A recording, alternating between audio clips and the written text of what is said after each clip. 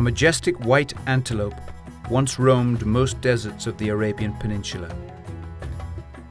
Kasayfi Asaykali al-Fardi, shining like a drawn sword, as recited in ancient Bedouin poetry.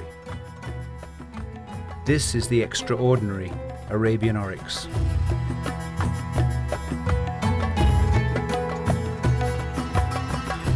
The Bedouin, who shared the harsh, arid environment, recognized the ability of the oryx to survive where all others failed. Their herds of camels and sheep also benefited from the magical gift of the oryx to locate fresh grazing. Just as we marvel at the ability of the Bedouin to survive adverse conditions, the Bedouin, in turn, continue to regard the Arabian oryx as the real master of his environment, a true symbol of life.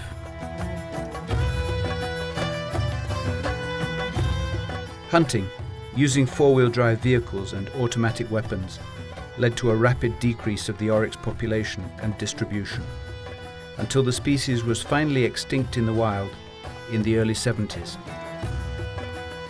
Thankfully, a few animals were saved from the slaughter and kept in collections of King Khalid near Riyadh, Shahaniya in Qatar, Sheikh Zayed in Abu Dhabi, and in American zoos.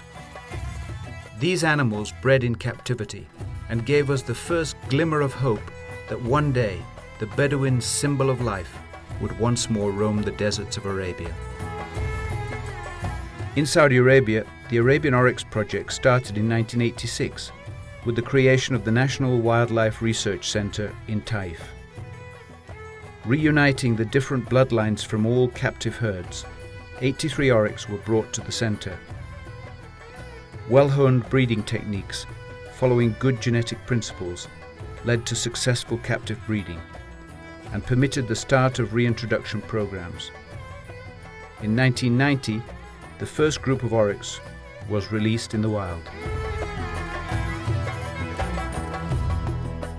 The Arabian oryx is the smallest of the 4 oryx species and is the only one living in Arabia, while its 3 cousins are all found in Africa. As a desert antelope, the Arabian oryx is perfectly adapted to the extreme conditions of an arid environment and may survive indefinitely without direct access to water. Of course, like any other creature, the Arabian oryx needs water, but as a herbivore, it can get enough water from the plants it is eating and from the dew. The clear white color of its fur that reflects sun rays, added to a metabolism very well adapted to minimize energy consumption, also helps diminish water evaporation losses.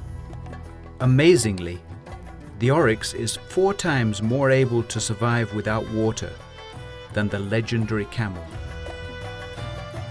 As vegetation is rare in the desert, oryx travel long distances in constant search of green patches, sometimes ranging over 2,000 square kilometers in a year. In summer, when temperatures often exceed 45 degrees centigrade, the oryx range is reduced. At this time, they rest during the day, seeking shade from the sun under trees, and feed during the night. The hooves of the Arabian oryx are shaped to walk in the sand and to dig the ground surface. By doing this, the oryx can reach the roots of plants and can also remove the hot sand from the sun-baked surface in order to prepare a cooler place to lie down and rest. Arabian oryx usually live in groups ranging in size from a few individuals to dozens. The number of animals in a herd changes as groups mix together or split depending on chance meetings and food availability. However, it's not unusual to see a solitary oryx. Most of the time it's an old male that has lost its dominant position in a herd, or a pregnant female that is temporarily split from the group to give birth. The herd is organized around one dominant male that must permanently guard his females and their young. Regularly, the dominant male has to fight and defeat younger challengers in order to keep his leadership. Dominance fights can lead to death. However, more often than not, one of the males literally lies down, showing his submission to the other. But the long, sharp horns can cause severe damage. It's quite common to see an old oryx with only one horn, the other one having been worn down and finally lost after repeated fights.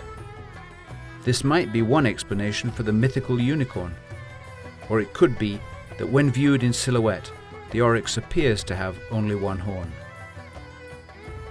Females always give birth to only one calf at a time, but as their gestation period is 8.5 months, they can sometimes calve twice in the same calendar year, if conditions are favorable. The first place where the National Wildlife Research Centre reintroduced Arabian oryx was the Mahasta Protected Area, a 2,250 square kilometre fenced area located 160 kilometres northeast of Taif. Between 1990 and 1993, 72 animals were released into the protected area, monitored by rangers and researchers. Oryx then bred naturally in the reserve, and their total number had reached around 700 in 2003. In 1995, a second reintroduction program started at the western edge of the Rub al Khali, or Empty Quarter. The protected area, situated between Najran and Wadi Adawasa, is known as Uruq Beni Marid, and was remembered by the local Bedouins as a last refuge for oryx and gazelle in the 1960s.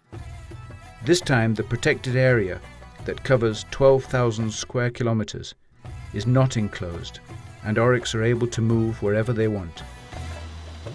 Between 1995 and 2003, 17 groups of oryx were translocated by plane from the Taif Breeding Centre, bringing the number of oryx released into the sands to 149.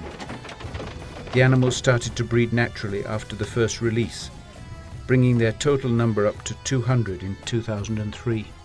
They have demonstrated their wonderful adaptability by surviving the 2.5 years of rainless drought between 1998 and 2000. At last, the Arabian oryx is back in the Arabian desert.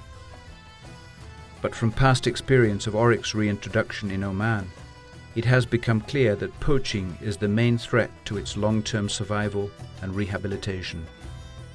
For the benefit of future generations, all of us must bring our effort and enthusiasm to bear on retaining the magnificent spectacle of the Arabian oryx wandering free across the desert. Muniratan kajumanat al-bahri, shining like a pearl to the man of the sea. Rare and precious as life in the desert itself, the Arabian oryx is a key element of our wildlife heritage.